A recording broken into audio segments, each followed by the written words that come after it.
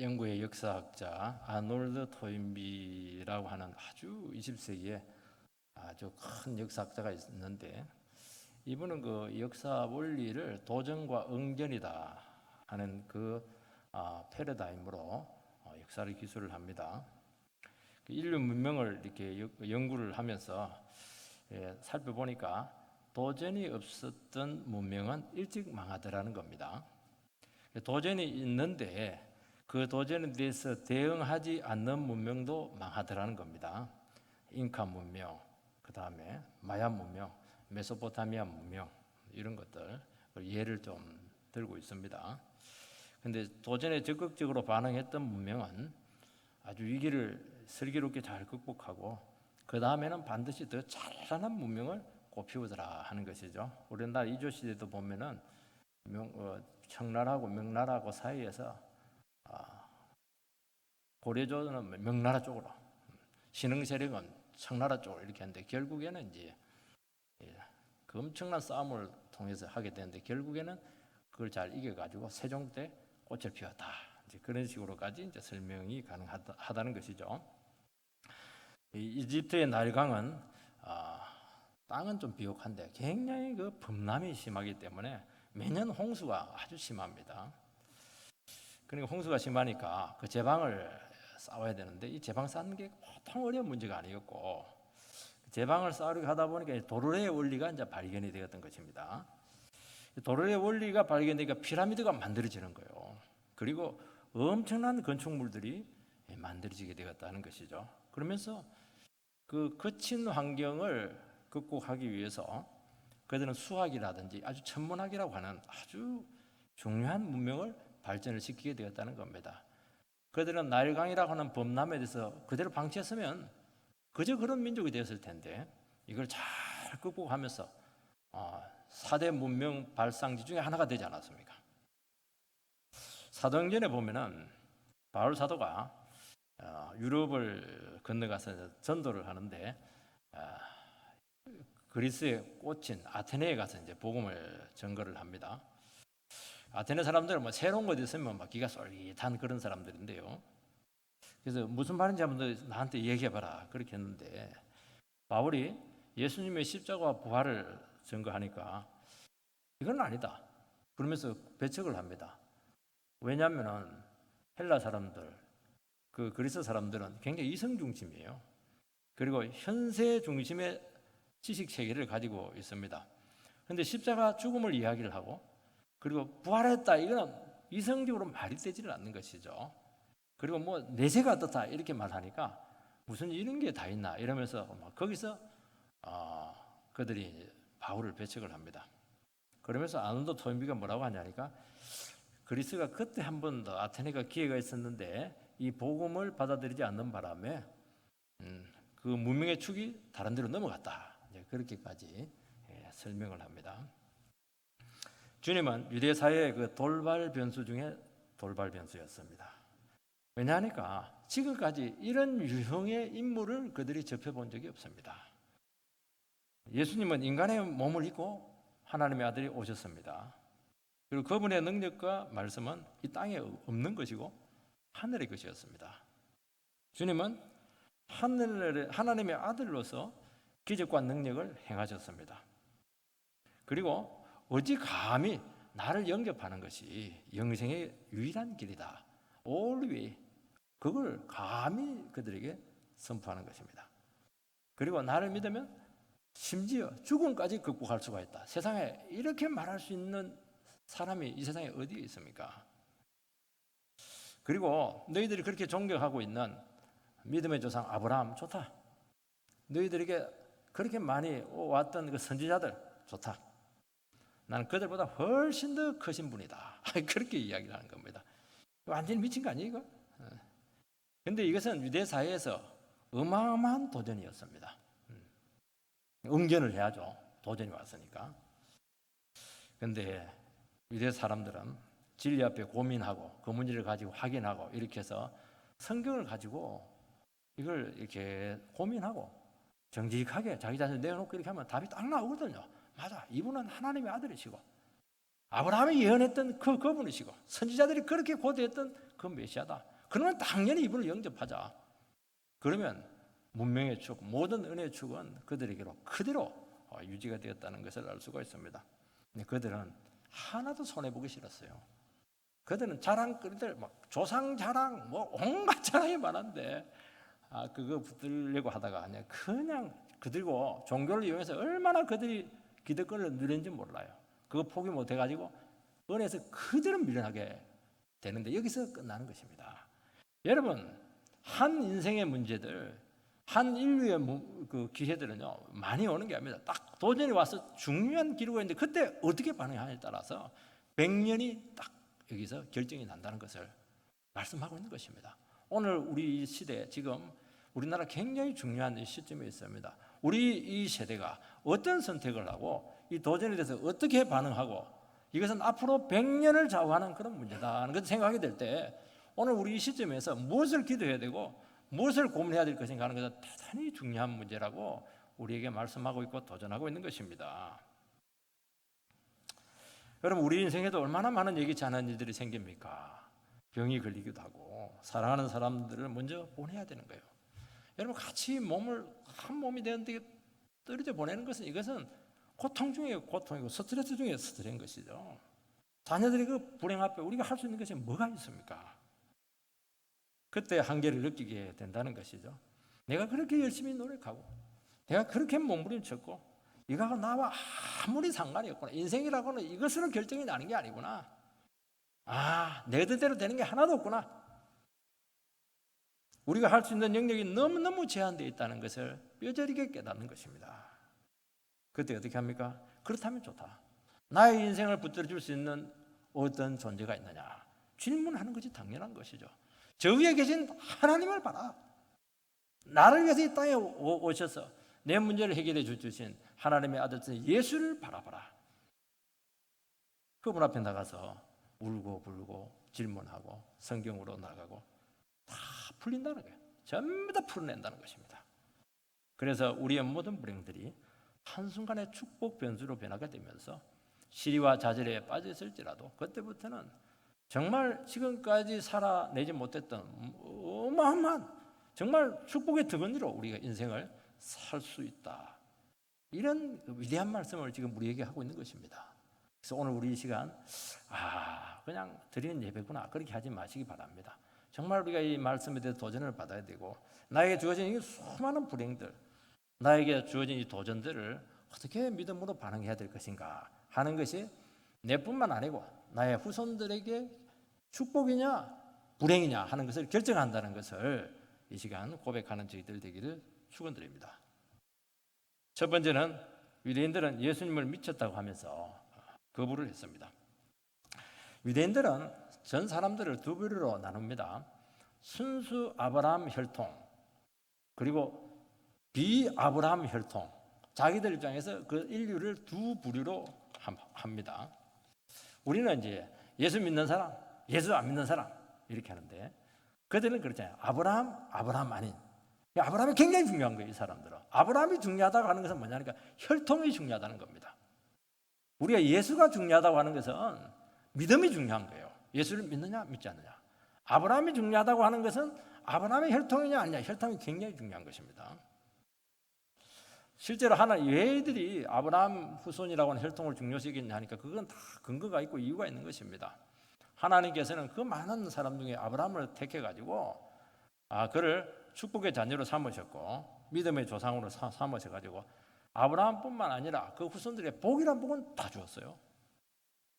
개인의 자질과 아무 상관없어요. IQ하고 아무 상관없어요. 일방적으로 축복을 주었습니다. 그리고 아브라함을 통해서 모든 사람들을 축복할 수 있는 축복의 통로로서 쓰셨고 아브라함의 모든 혈통상의 후손들을 통해서 모든 주위에 있는 이방 나라들을 축복할 수 있는 제장 나라로 삼으셨다는 것이 이 구약 성경의 역사적인 패러다임인 것입니다. 좋다는 거예요. 그런데 인정을 하겠다는 겁니다. 예수님께서는. 그런데 그들에게 문제는 뭐냐? 아브라함의 축복보다 훨씬 큰 축복, 본질적인 복을 말씀하시는 한 분이 그들에게 찾아온 것이 문제였습니다. 문제였습니다. 1 아브라함보다 먼저 계신 분이셨고 아브라함이 그렇게까지 소망했던 그 하나님의 아들이 나타나게 된 것입니다. 이것은 그들에게 기존에 있는 삶의 원리를 다시 한번 완전히 뒤집어야 되는 그 엄청난 도전이었던 것이죠. 그래서 이들에게 있어서 이분을 새롭게 받아들여야 되느냐 아니면 이분을 배척해야 되는가 하는 것은 그들의 미래가 걸린 아주 결정적인 문제였다는 것을 말씀하고 있는데 이들은 여지없이 예수님을 배척함으로써 은혜와 축복의 자리에서 한순간에 밀어나는 그런 비극적인 사건이 여기서 결정이 되었다는 것을 말씀하고 있는 것입니다. 52절, 53절 말씀을 읽어보면 유대인들이 이르되 지금 내가 귀신 들린 줄을 아노라. 아브라함과 선지자도 죽었거늘 내 말은 사람이 내 말을 지키면 죽음을 영원히 맛보지 아니하리라 하니 너는 이미 죽은 우리 조상 아브라함보다 크냐? 또 선지자들도 죽었거늘 너는 너를 누구라 하느냐? 유대인들은 예수님을 미쳤다 그렇게 하면서 배척을 합니다. 왜냐하면 아브라함도 죽었고 그 많은 말씀의 종 선지자들도 다 죽었는데 너는 내 말을 지키면 영원히 죽음을 맛보지 않는다. 무슨 뚱딴지 같은 말씀을 하고 있는가? 미친 사람이다. 그렇게 했던 것이죠. 예수님은 그 말씀을 받아들이기 위해서는 두 가지밖에 없는 거예요. 말도 되지도 않는다. 미친 사람이다. 그렇게 하든지 또 한 가지 길이 있습니다. 아브라함과 선지자보다 더 크신 하나님의 아들이든지 하나님의 아들로 받아들이느냐 미친 사람으로 받아들이느냐 그 둘 중에 하나라는 것인데 그들은 예수를 미친 사람으로 치부를 했던 것입니다. 하나님은 아브라함에게 큰 축복을 주었습니다. 아브라함에게 무슨 축복을 주었냐니까 많은 후손을 주겠다 그렇게 했고 그리고 축복의 땅 가나안 땅을 주겠다 땅의 약속을 주었고 사람의 약속을 주었죠. 그리고 아브라함과 그 후손을 통해서 너를 축복의 통로로 쓰겠다 그 세 가지 축복을 주었죠. 이게 뭐냐니까 하나님이 아브라함을 부르면서 주신 약속입니다. 이걸 이제 어려운 말로 아브라함 언약이다 그렇게 합니다. 하나님은 어떻게 했냐? 아브라함의 후손을 특별히 이제 강조를 했습니다. 어떤 강조를 했냐? 땅은 딱 정해져 있으니까 가나안 땅 정해져 있으니까 아브라함의 후손에 대해서 왜냐? 아브라함이 지금 나이가 100세가 돼가는데 아들이 없는 거예요. 아들이 없는데 뭐 엄청나게 많은 후손을 준다니까 말이 되는 겁니까? 그 사라는 또 사례로 이름을 바꾸는데 열국의 어머니가 된다는데 뭐 아들도 없는데 무슨 어머니가 됩니까? 이게 말이 안 되는 거예요. 하나님께서는 아브라함에게 뭐라고 했냐니까 너의 후손이 하늘의 별처럼 그렇게 영광스럽게 될 것이고 바다의 모래처럼 엄청나게 많이 있게 될 것이다. 그런 약속을 주었습니다. 그러니까 뭐 어마어마한 약속을 사실은 준 겁니다. 아들 하나 없는데 말이죠. 그러면서 한 가지 조건을 딱 제시를 합니다. 그 조건이 뭐냐니까 주긴 주는데 내 씨를 통해서 주겠다. 이게 이제 굉장히 중요한 말씀인 것입니다. 창세기 22장 17절 18절 말씀을 좀 띄워주시기 바랍니다. 우리 한 목소리를 같이 읽겠습니다. 시작. 내가 내게 큰 복을 주고 내 씨가 크게 번성하여 하늘의 별과 같고 바닷가의 모래와 같게 하리니 내 씨가 그 대적의 성문을 차지하리라. 또 내 씨로 말미암아 천하 만민이 복을 받으리니 이는 내가 나의 말을 준행하였음이니라 하셨다 하라. 여러분 창세기 22장은 잘할 겁니다. 하나님께서 백세에 낳은 아들 이삭을 데리고 모리아산에 가서 번제로 바치라. 그 끔찍한 지시를 한 것인데 아브라함이 그 말씀에 순종을 해요. 3일 길을 가가지고 모리아산에 올라가서 장작을 펴놓고 이삭을 잡고 칼을 들고 딱 치려고 합니다. 치려고 했을까요? 진짜 쳤을까요? 진짜 쳤죠. 흉내낸 게 아닙니다. 그때 하나님께서 하늘에서 그만 이렇게 해가지고 살려주면서 네가 진짜 네 아들보다 내 말씀을 순종하는 것을 내가 드디어 알았노라 하면서 이 위대한 약속을 다시 한 번 더 주신다는 것이죠. 그게 무엇입니까? 그게 무엇이죠? 바로 이 약속이에요. 이 약속. 그런데 아브라함은 아들 이삭을 딱 치면서 그리고 나서 그 대체물로 양을 다시 이제 갖다 새로 바치게 되는 것을 통해서 무엇을 깨닫게 되느냐면은 나의 죄를 위해서 내 그 사랑하는 독생자를 번제로 바쳐야 된다 하는 것을 깨닫게 된다는 것이죠. 그러면서 모든 인간의 죄를 위해서 한 분이 오셔서 죽어야 된다 하는 그런 믿음이 그 속에 생겼다는 것을 말씀하고 있는 것입니다. 이거 우리처럼 완전하진 않아요. 그렇지만 어렴풋하게, 왜냐하면 그 뒤에 네 자녀를 통해서 대적의 문을 얻는다. 이건 사탄의 권세를 물리치는 것이거든요. 십자가를 통해서. 아브라함에게 벌써 이 예수를 옴으로써 오게 된 그 십자가의 능력과 회복, 하나님 나라를 지금 보여주었다는 것입니다. 그러니까 그의 아들 이삭은 예수님을 예표한다는 것입니다. 이삭은 백세에 낳은 독자죠. 임신할 수 없는데 하나님의 말씀의 능력으로 태어난 기적의 아들인 것이죠. 예수님은 인간의 몸을 통해서 왔지만 기적의 아들이었어요. 이 아들이 제물로 바쳐지는데 이것은 예수님의 십자가 죽음을 예표한다는 것입니다. 그러니까 아브라함이 하나님 말씀을 순종하고 나서 어마어마한 약속을 받게 된 거예요, 이게. 그래서 여기서 내시라고 하는 것은 단수로 되어 있는데 하나님께서는 많은 후손을 준다는데 내시에 대해서는 딱 단수예요. 1인입니다. 1인. 이것은 예수 그리스도를 의미한다는 것입니다. 예수님께서는 하나님의 아들로서 몸을 입고 이 땅에 오셔서 십자가에서 인간의 죄를 다 해결했습니다. 그래서 우리가 예수를 하나님의 아들로 믿기만 하면은 이유 불문 아무 조건 없이 무조건 하나님의 자녀가 되는 축복을 우리에게 주신 줄 믿습니다.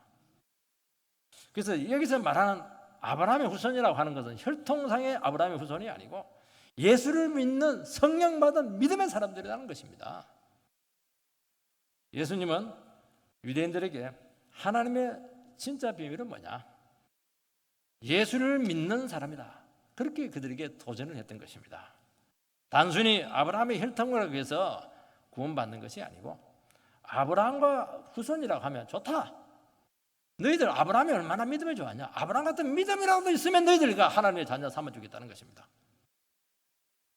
그러면 모든 축복 더하여 예수의 축복까지 너희들에게 주겠다는 것입니다. 그런데 이 축복의 비밀을 유대인들은 몰랐다는 것입니다. 그들이 가지고 있는 건 하나밖에 없어요. 와, 우리는 믿음의 조상 아브라함을 가지고 있는 정말 뼈대 있는 민족이다. 이 자부심 하나밖에 없었습니다. 그리고 아브라함을 통해서 그동안 많은 축복을 받았는데 그 축복의 결과물만 딱 붙잡고 있는 거예요, 이게. 그들이 원했던 것은 뭐냐니까 더 이상 다른 나라 지배하지 않고 강한 나라가 되는 것이고 많은 인구를 통해서 세계를 지배하는 것이고 경제가 회복이 되어서 남부르지 않게 떵떵거리면서 사는 것이 이들의 모든 관심이었다는 것인데 그것은 예수님께서는 그것은 축복의 부산물에 불과하다는 것입니다. 축복의 원줄기를 잡아라는 것입니다. 원줄기는 누구냐? 메시아의 이름으로 오신 예수 그리스도라고 그들에게 도전하고 있는 것입니다. 오늘 성도들이 눈에 보이는 은혜 부산물에 너무 관심이 많습니다. 여러분 진짜 복을 잡아야 되지 않겠습니까? 본질적인 복이 우리에게 왔다고 지금 주님께서는 우리에게 말씀하고 있는 것입니다. 그것은 예수를 믿는 것입니다. 예수 믿고 죄 용서받고 예수 믿고 하나님의 자녀가 되는 것입니다. 아브라함처럼 말씀 의지하고 끝까지 믿음으로 사는 겁니다. 그때 예수님을 통해서 생명을 얻게 되고 죽음을 두려워하지 않는 삶이 너희들에게 주어지게 되겠다고 약속하고 있는 것입니다. 그런데 우리는 어떻게 하면 많은 자손을 둘까? 어떻게 하면 좀 더 유복하게 살까? 어떻게 하면 내가 좀 강한 사람이 될까? 능력자가 될까? 이 세상에서 튼튼한 직장 가지고 걱정 없이 안전하게 살아갈까? 여기에 모든 관심이 다 있다는 겁니다. 그거 안 뺏기려고 막 그냥 예배도 빼먹어버리고 그냥 신앙생활도 대충 해버리고 왜 은혜 부산물에 그렇게 관심이 많을까? 본질을 붙잡아야 되는데 핵심을 잡아야 되는데 왜 그냥 격가지를 잡고 그렇게 물고 늘어지느냐? 그렇게 우리에게 도전하고 있는 것입니다. 요즘 우리나라 경제가 참 어려워요. 앞으로 더 어려워질 것 같은 예측이 굉장히 들고 있습니다. 노후가 불안정해요. 반듯한 직장은 막 거의 어렵습니다. 우리가 이 세상 살아가면서 이게 얼마나 중요합니까? 이거 갖춰지지 않으면 얼마나 우리가 초라해지겠습니까? 근데 오늘 주님께서는 말씀하고 있으면 그것도 격가지다. 격가지다. 영생의 삶은 예수를 믿고 하나님 말씀 듣고 그 말씀에 순종하는 것이다. 그러면 봐라, 아브라함 더하기 그 뒤에 다윗 더하기 모세 더하기 예수님 더하기 그 모든 축복이 덤탱이처럼 너희들에게 그냥 굴러올 것이다. 그 복을 받게 되기를 주의 이름으로 축원드립니다. 걱정하지 마세요. 왜 이 어마어마한 복을 놓치고 눈에 보이는 거 뭐라고 그거 거기에 대해서 마음이 다 빼앗기느냐, 그렇게 그들에게 말씀하고 있는 것입니다. 주님은 말씀을 지키면 죽음을 보지 않는다고 했습니다. 이것도 유대인들은 또 문자적으로 영성이 없으니까 항상 말귀를 알아듣지를 못해요. 문자적으로 받아들이는 겁니다. 그래, 우리가 육체적으로 안 죽는단 말이지. 좀 더 머리가 좋은 사람들은 그 사회적으로 우리를 매장시키지 않는다는 말이지. 좀 더 또 똑똑한 사람들은 그래, 우리 관계가 이렇게 절단나지 않는다는 말이지. 이런 식으로 얘기하는데 그게 아니라는 겁니다. 여기 죽음이라고 하는 것은 영적인 죽음을 이야기를 하고 온 세상을 창조하신 축복의 근원 대신 하나님과의 관계가 끊어지는 것이 죽음이라는 겁니다. 여러분, 생명의 근원 대신 하나님과의 관계가 끊어지게 되면 모든 것이 다 끊어진다는 것입니다. 여러분, 인공호흡기라고 시간 연장만 하고 있는 그 삶이 무슨 의미가 있습니까? 하나님의 말씀을 지키면 하나님과의 관계 회복이 돼서 그동안 끊겼던 모든 축복들이 다시 한 번 더 오기 시작하게 될 것이라고 말씀하는 것입니다. 그러면 모든 현실의 한계들, 부족들, 궁핍들, 이 모든 것들을 극복하고 그것만이 아니라는 거예요. 예비됐던 모든 복들이 아예 굴러서 눈두덩이처럼 커져가지고 너희들에게 안기게 될 것이다. 믿음으로 받으시기 바랍니다. 콜린 맥컬로가 쓴 이 가시나무 새라고 하는 아주 유명한 책이 있는데요. 저는 그 책을 읽어보면서 이 신부의 세계하고 스님의 세계가 참 비슷하다 하는 것을 알게 되었습니다. 여러분, 신부의 세계고 스님의 세계는 뭐냐? 그 인간이 가지고 있던 그 가장 고상한 삶이 무엇인가 하는 것을 이야기하는 것입니다. 인간은 얼마든지 신이 될 수 있고 100% 신은 되지 못할지라도 어떤 신적인 존재로 추앙받을 수가 있다 하는 것이 쉽게 말하면 그 스님의 세계예요. 그게 신부의 세계입니다. 이게 인간이 추구할 수 있는 최고의 고상한 삶이다. 그렇게 하는 것이죠. 여기 이제 랄프라고 하는 신부가 등장을 하게 되는데 이 사람이 이제 열심히 신앙생활을 해가지고 추기경까지 올라갑니다. 근데 한때 젊을 때 이 맥이라고 하는 아주 아리따운 여성과 사랑을 하게 되는데 거기서 신부가 그러면 안 되는데 아들을 하나 놓게 됩니다. 근데 끝까지 이 랄프 신부가 그 놓은 아들을 알아보지 못해요. 막 의식적으로 저는 외면했다고 생각이 됩니다. 왜냐하면 거의 비슷한 부분인데 의심하면서도 안 물어봐요. 이 사람이 너 내 아들이지? 그 물어보질 않아요. 그리고 이 맥이라고 하는 그 한때 사랑했던 그 여성도 출세를 위해서 외면을 합니다. 사람들은 막 추기경 막 칭찬하고 거룩하게 보고 완벽한 인간자도 막 칭송을 해요. 그런데 그 아들이 똑같이 신부의 길을 이제 걸어가게 되는데 또 놀라운 사실은 그 랄프 추기경을 자기 자신의 인생의 멘토로 삼고 막 너무 존경을 하는 거예요. 이 아들이 아버지인지는 모르죠. 그 아들의 고백 앞에 자기 자신을 뭘 느낍니까? 아들이 그거 당연히 최고라고. 자기는 아는 거예요. 나는 완전하지 않다. 위선자다. 그것을 극명하게 드러내고 있다는 것입니다. 자, 그 자신도 한 인간이라는 것을 보여준다는 것이죠.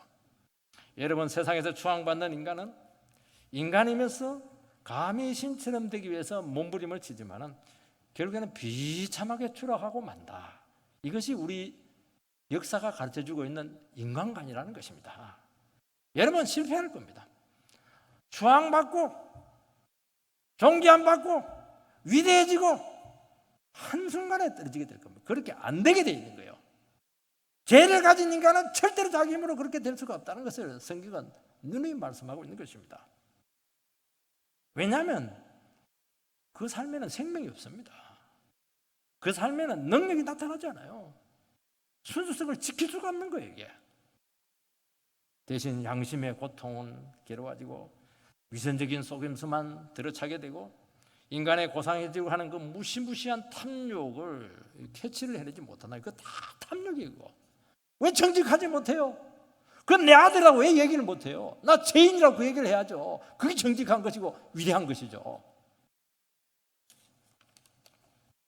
여러분, 자기 죄를 알고 하나님의 말씀으로 돌아와야 자기를 찾고 인간이 됩니다. 인간이 돼야죠. 왜 인간이 신이 되려고 합니까? 그건 괴물입니다. 그래야 생명을 얻는다고 말씀하고 있는 것입니다. 믿음의 조상 아브라함도 죽었어요. 목숨 걸고 말씀을 증거했던 선지자들도 다 죽었습니다. 왜냐하면 그들은 피조물이고 인간이고 하나님이 일시적으로 쓰신 도구에 불과하다는 것이죠. 이들이 남기고 간 그 말씀, 이들이 주님과 함께 걸었던 그 믿음의 삶들, 그들의 그런 위기 가운데 고백했던 그 신앙 고백들, 그것은 누가 주었습니까? 하나님이 주었죠. 예수님이 주었죠. 그것은 영원하고 그 계시는 동일한 능력으로 우리 가운데 역사하게 될 것입니다. 그들이 신에 대해서 그런 고백을 했습니까? 아니죠. 아브라함은 철저히 인간이 되기를 원했던 것입니다. 마누라 팔아먹고, 그리고 막 그 죄짐 막 고통스러워하고, 아들 없다고 막 그 침체돼가지고 그냥 방 안에서 나오지도 않고 말이죠. 얼마나 인간이었습니까? 여러분, 하나님 앞에서 인간이 돼야 돼요. 피조물이 돼야 돼요. 나는 한 줌 흙에 불과하다는 것을 인정해야 된다는 것입니다. 그게 위대해지는 것이고 그게 생명을 얻는 길이라고 우리에게 말씀하고 있는 것입니다. 왜 자기를 숨기고 고상한 척 그렇게 자기를 속이느냐? 속으로 골병이 들게 될 것이고 한순간에 졸업하게 될 것이라고 말씀하고 있는 것입니다. 유대인들은 아브라함과 선지자들을 배척한 민족이라는 것, 그거 하나 딱 잡고 우리 가문은 뼈대 있는 가문이야. 그거 외에는 아무것도 없어요. 뼈다귀 갖고 뭐 하려고 그러고. 여러분, 아브라함의 자손이라는 것이 뭘 보장을 합니까? 생명을 줍니까? 뭘 줍니까? 아무것도 안 줘요. 도리 교만하게 할 뿐이죠. 신앙의 모델일 뿐이고 그분들이 계심으로써 많은 영감을 주긴 하지만은 근본적인 것은 줄 수 없습니다. 너희들에게 도전한 나에게로 오라는 것입니다. 그분들이 증거했던 게 뭐냐? 나를 증거하지 않았냐는 것이죠. 주님은 죽음의 문제를 두고 도전하십니다.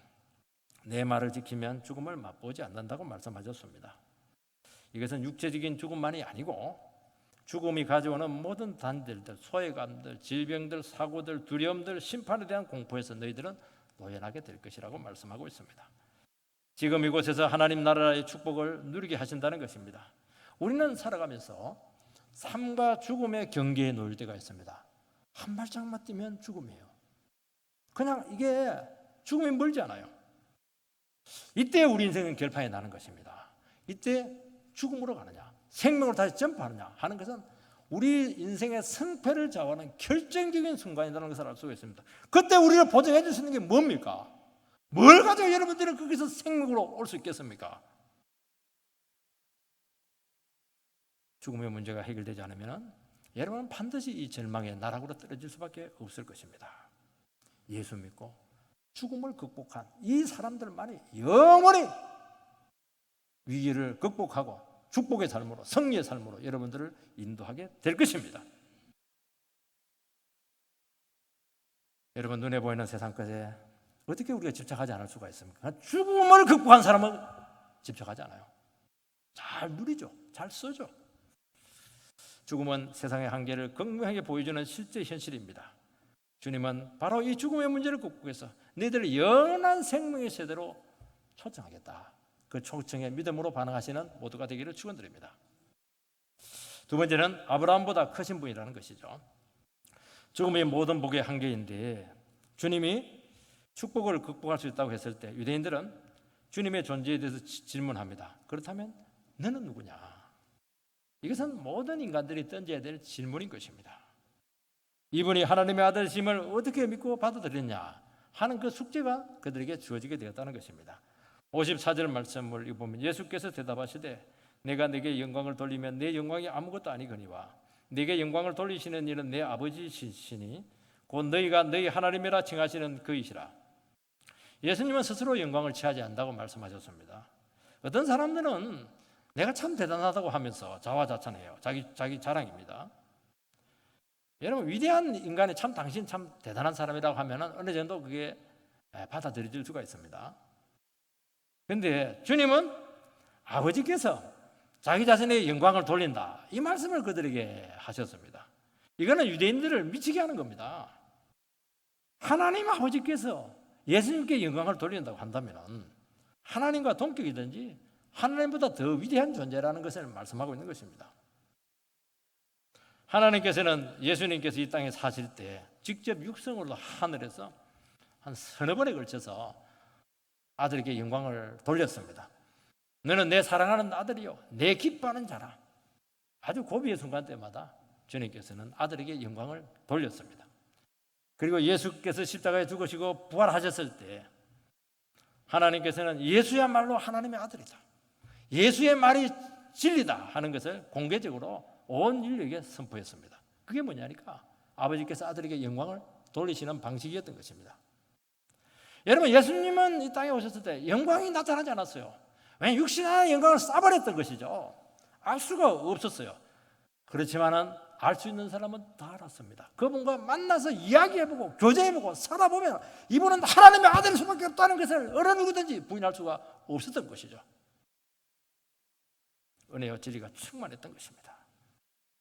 여러분, 사람의 영광은 다른 사람이 알아줘야 되는 것입니다. 예수의 영광은 그 자체의 영광이죠. 아버지께서 영광 돌리는 영광인 것입니다. 마찬가지예요. 하나님의 자녀는 절대로 자기 영광을 취할 수가 없어요. 자화자찬하지 않아요. 사람의 칭찬에 목마르지 않아요. 하나님이 영광스럽게 하시고 나의 삶을 증거해 주어야 되고 하늘에서 우리에게 영광이 임해야 된다는 것입니다. 우리가 하나님의 말씀에 순종하고 의지하고 그 고난을 통해서 믿음으로 극복하게 될 때 세상이 알 수 없는 하나님이 우리에게 영광을 돌린다는 겁니다. 네가 잘 살고 있는 거야. 이대로 살아야 돼. 그렇게 사는 것이 생명이야. 너는 내 사랑하는 아들이라고. 아마 여러분께 수도 없이 사랑을 고백해 줄 것이고 그 영광 받아서 어떤 절망도 이길 수 있는 것입니다. 사람들 아우 당신 위대해요. 당신 잘났네요. 그거 썩게 할 겁니다. 여러분들 영혼을. 그렇지만은 하나님은 영광 줄 자의 영광을 주고 칭찬할 자를 칭찬한다는 것입니다. 주님께 인정을 받고 주님께 칭찬을 받고 주님께 영광을 받아야 그것이 영원히 썩지 않고 우리 인생을 복되게 하죠.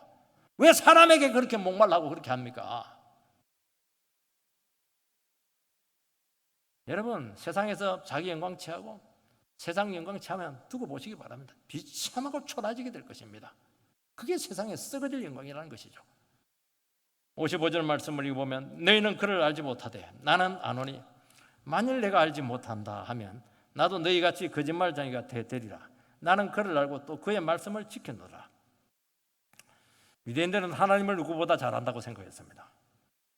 주님은 너희들 하나님 아무것도 모른다는 거예요. 그럼 누구 말을 믿어야 되는 겁니까?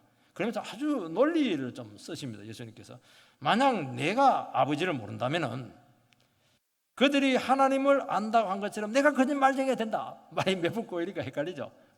그 중요치 않아요. 그렇다면 유대인과 예수님 중에서 한쪽은 거짓말하고 있다는 것입니다. 예수님은 너희들 모른다. 나는 하나님을 안다. 누구 말이 맞습니까? 이럴 경우에는 이제 증인신문을 해서 재판을 해야 되는 것입니다.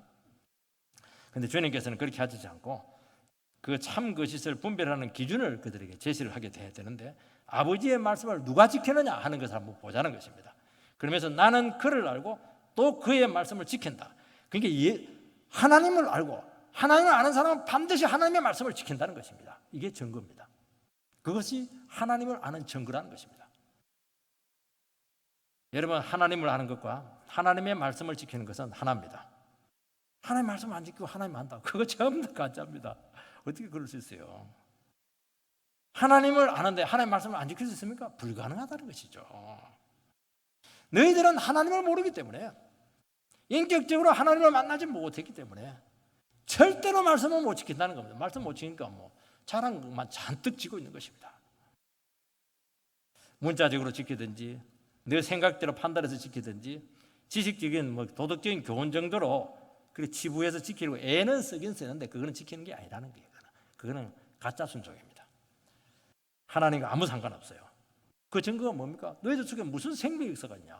너희들 속에 무슨 능력이 나타나냐? 아무것도 없지 않냐? 자랑밖에 없다는 거예요. 이게. 여러분, 하나님의 말씀을 받고 지킬 수 있는 길은 딱 하나밖에 없습니다. 하나님을 아는 것이고, 그분을 인격적으로 만나는 것이고, 그분을 목숨처럼 사랑하고, 어떤 인생의 고비 순간에도 예수를 구주로 고백하는 것입니다.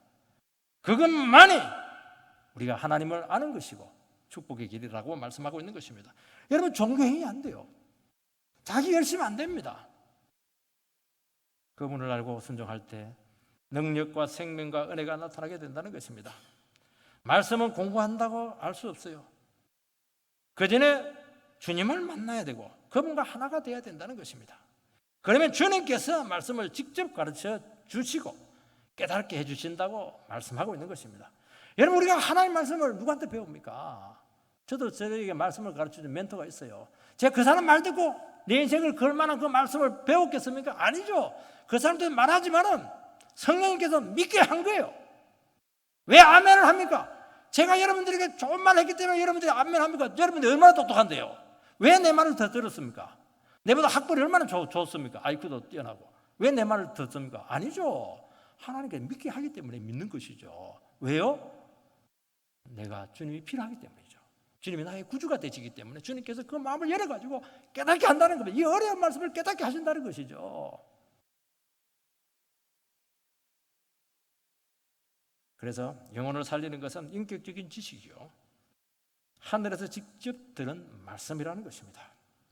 여러분, 그분에게 믿음으로 나가고 그 뜻을 알고 몸부림을 치시기 바랍니다. 말씀에 우리의 삶을 제안하고 인생을 드리고 목숨을 걸고 사랑하시기 바랍니다. 하나님께서 계시를 열어서 가르쳐 주시고 그대로 순종할 때 전부 다 축복으로 능력으로 우리에게 임하게 될 줄 믿습니다. 여러분, 알아야 순종할 수 있어요. 깊이 알면 알수록 깊이 순종하게 되고, 깊이 순종하면 순종할수록 깊은 능력이 나오고, 깊은 능력이 나면 깊은 축복이 나온다는 것이죠. 오늘 하나님의 잔인한 모습이 나타나지 않는다고 교회 안팎에서 비난을 하고 있습니다. 그건 딱 하나밖에 없어요. 예수를 몰라요. 하나님 모르면 종교 행위를 하는 거예요. 교회에 나와서 그냥 예배 드리는 겁니다. 목숨 걸고 하나님 말씀에 붙들지 않는 거예요. 이게.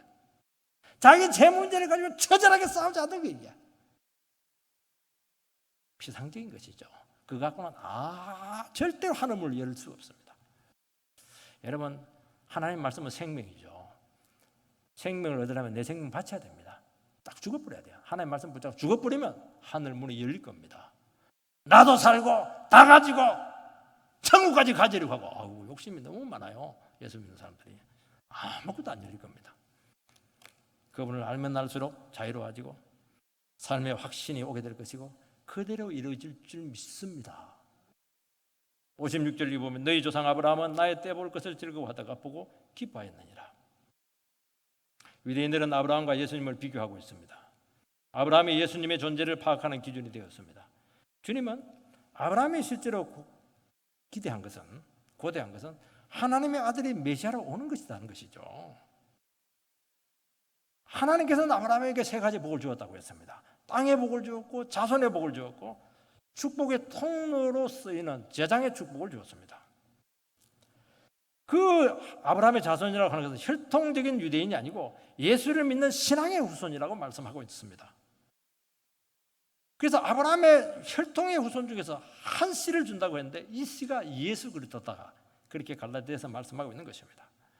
그래서 아브라함이 바라본 것은 혈통상의 유대인 자손이 아니고 육적인 이스라엘이 아니고 예수를 믿는 영적인 이스라엘 공동체 신약교회를 바라봤다는 것입니다. 오늘 우리에게 중요한 것은 내가 지금 영적인 이스라엘 안에 포함되어 있는가 하는 것입니다. 내가 지금 교회 안에 신실하게 포함되어 있는가, 믿음의 공동체 안에 포함되어 있는가 하는 것이 여러분의 운명을 정합니다. 우리는 자꾸 그렇게 생각하잖아요. 내가 더 똑똑해야 되고 내가 더 많이 가져야 되고 내가 능력이 있어야 되고. 여러분, 교회는 그렇게 중요치가 않아요. 내가 믿음의 공동체 안에 신실하게 포함되어 있는가, 거기서 하나님께서 주시는 모든 축복의 부여함을 나에게 삼고 있는가, 목숨으로 교회를 지키는가, 거기에 여러분의 인생의 미래가 걸려있다고 말씀하고 있고 거기에 여러분의 자손들의 미래가 달려있다고 말씀하고 있는 것입니다. 요즘 너무 개인주의가 발전해가지고요, 교회의 소중함을 몰라요. 그냥 대충 건물 가지고 모이는 것을 생각하는데 그러자 이 교회는 예수의 피로 값주고 사신 몸된 교회입니다. 여러분, 교회를 소홀히 여기는 사람 치고 복받은 사람 못 봤어요. 교회 깨뜨린 사람 치고 복받은 사람 못 봤어요. 저는 아브라함처럼 말씀을 전적으로 의지하는 것입니다. 모든 것을 버리고 말씀에 적극 순종하는 것입니다. 어떤 절망 속에서도 현실을 극복해서 말씀 붙잡고 소망을 잃지 않았던 그 아브라함의 신앙을 가지라는 것입니다. 왜 눈에 보이는 것들에 쏙느냐? 진짜 복의 부산 보내줄 때 그렇게 마음이 빼앗겼느냐는 것이, 그게 뭐가 중요하다 인생을 바치고 그렇게 하냐는 겁니다. 그거. 여러분, 아브라함이 본 것은 눈에 보이지 않는 영원한 하나님의 나라, 교회, 신약교회였습니다. 이 나라는 눈에 보이는 것으로 세워지지 않고 약속의 말씀으로 세워지는 것입니다.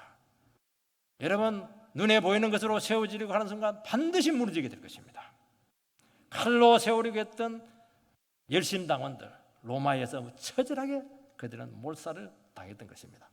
인간의 교리로 전통으로 세우려고 했던 로마 가톨릭은 스스로 타락했어요.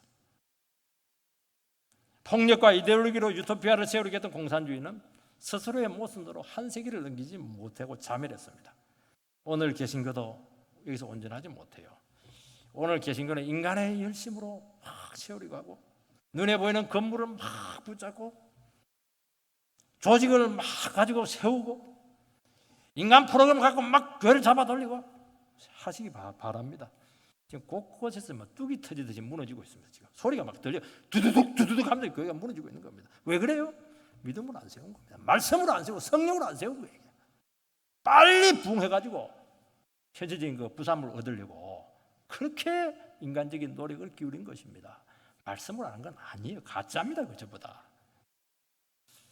오늘 말씀과 성령으로 세워져야 되고 인간의 마음 안에 근본적인 변화가 와야 되고 성령으로 세워지는 공동체가 되게 될 때 정말 아브라함이 기대했던 2, 3년 전에 기대했던 그 어마어마한 축복이 우리에게 임할 줄 믿습니다.